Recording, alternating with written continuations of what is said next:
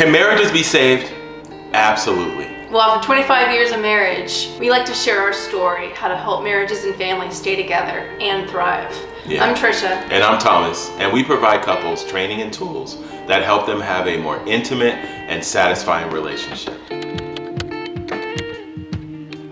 So our journey started in 1996. I was 19. Thomas was 25. That's when we got married. Yeah, and we were two kids in love, and we didn't know necessarily what we were getting ourselves into, but we knew that we wanted to spend the rest of our lives together. We started out really early on with maybe what I would say are some destructive behaviors, and they weren't really helping us. And so what did that lead to, Trish? It just led to a lot of fights, misunderstandings, a lot of hurt hearts.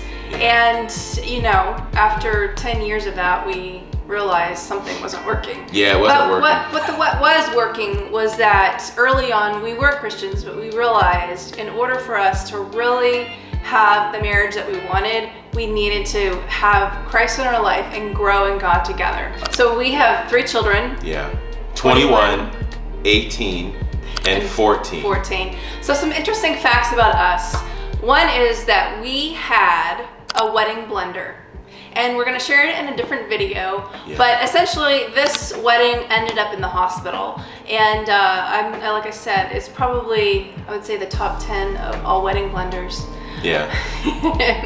Yeah, maybe now 25 years later it could be on America's Funniest Videos. Yeah. But it wasn't funny back then. No. All right, let's keep moving. Second interesting fact, our son is adopted from Ethiopia. So we adopted him when he was 3.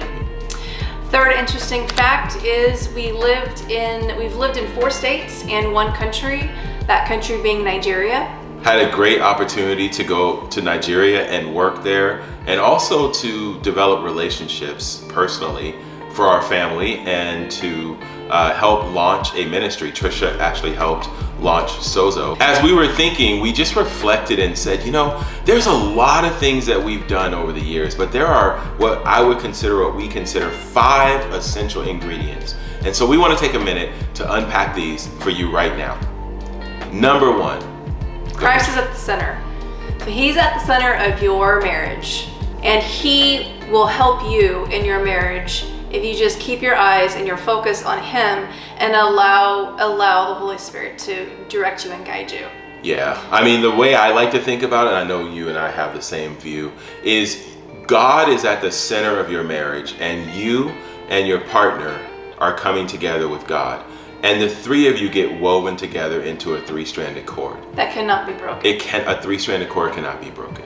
So number 2, faith.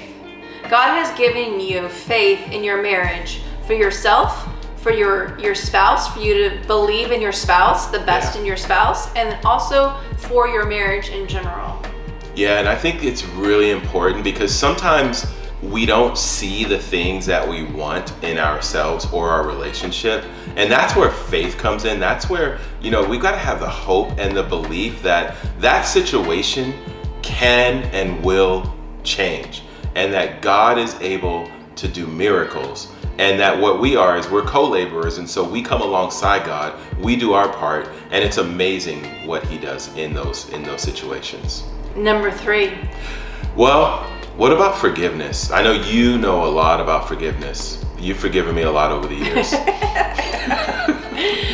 Well, forgiveness is critical. It actually is, we call it the gift of forgiveness. And it really, when you forgive someone, you're actually not saying what you did was okay, but you're saying that I am no longer going to hold on to this baggage. I'm no longer going to allow this or what happened to pull me down, and I'm just going to release this, and I'm going to be free of it, and I'm going to be able to move on and move forward in a healthy way. Yeah, and I think that, if you talk, the ultimate forgiver modeled it pretty well, right? And I think that that's important because there's also self-forgiveness that we have to do sometimes.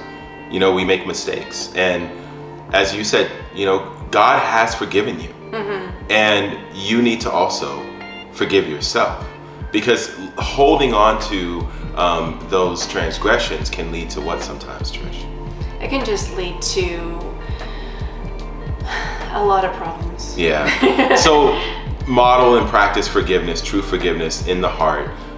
More on that later, but just forgiveness is a really key ingredient for healthy relationships. Yeah. Number 4, bringing your best self into the relationship. Yeah. I think it took us probably over 10 years to learn this.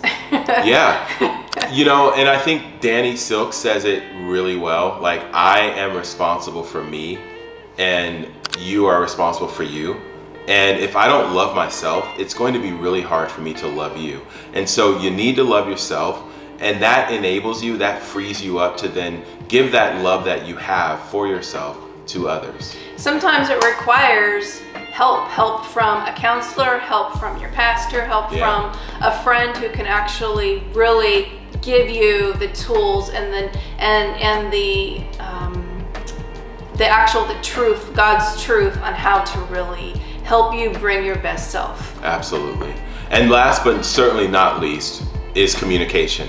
Healthy communication habits is really an essential ingredient, because this is how we relate to each other. The words that we say, the body language, all of the things that go into letting you know that I honor you, I respect you, and allowing me to, once I have my best self, I've got to learn how to communicate that to Trisha and bring that to Trish, and then listen to her as well. Remember, it's not all about speaking, it's also about listening.